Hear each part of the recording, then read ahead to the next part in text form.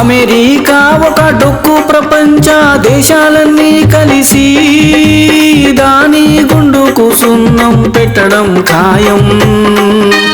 అమెరికాలో టారిఫ్లన్నీ అల్లాకల్లోలము, బుద్ధి లేని తెలివి తక్కువ దద్దమ్మ ట్రంపు ఆయనొక కంపు.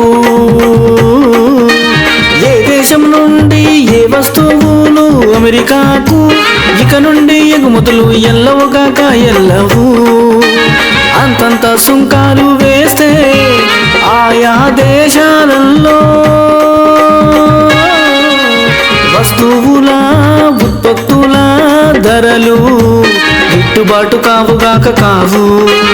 లాభాలు రాకుంటే ఏ ఫ్యాక్టరీ వాడైనా వాళ్ళ వస్తువులను తయారు చేసి ఎందుకు ఎగుమతి చేస్తారు? దాని పరిణామము అమెరికాలో దరిద్రం తాండవించడం ఖాయం ఖాయం. పాటాపాటి మచ్చల్ల వెంకటరెడ్డి సిద్ధాంతం ఏమిటంటే ఆటపాటికి ఓటేసి అధికారం ఇస్తే అమెరికాను మించిన తెలంగాణను తయారు చేస్తాము. పేదలందరికీ అన్ని వస్తువులు కొనుక్కునే ఆర్థిక స్తోమత కల్పిస్తాము. తెలంగాణలో పుట్టిన ప్రతి ఒక్కరికి పని చేసినా చెయ్యకున్నా నెలకు 30,000 జీతం ఇస్తూనే ఉంటాము. ట్రంపు టారిఫ్ల వల్ల తిప్పికొడుతున్న ట్రంపు సుంకాల నిర్ణయము ఇతర దేశాల దిగుమతులపై అడ్డగోలు సుంకాలు ఎఫెక్టు.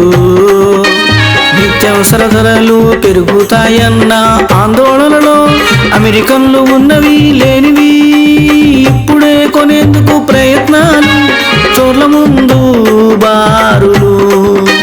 సూపర్ మార్కెట్లలో సరుకులు ఖాళీ, వస్త్రాల నుండి ఎలక్ట్రానిక్ పరికరాల దాకా ఇదే పరిస్థితి.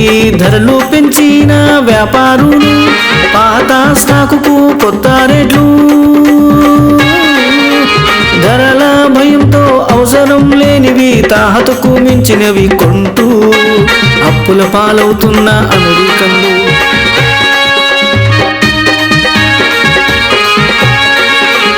అమెరికాలోని భారతీయుల పైన ధరాఘాతం ప్రభావం, విద్యార్థులపై ఖర్చుల వాత, ఉద్యోగుల పొదుపులో కోత. పాటాపాటికి జై జై, మచ్చల్ల వెంకటరెడ్డికి జై జై.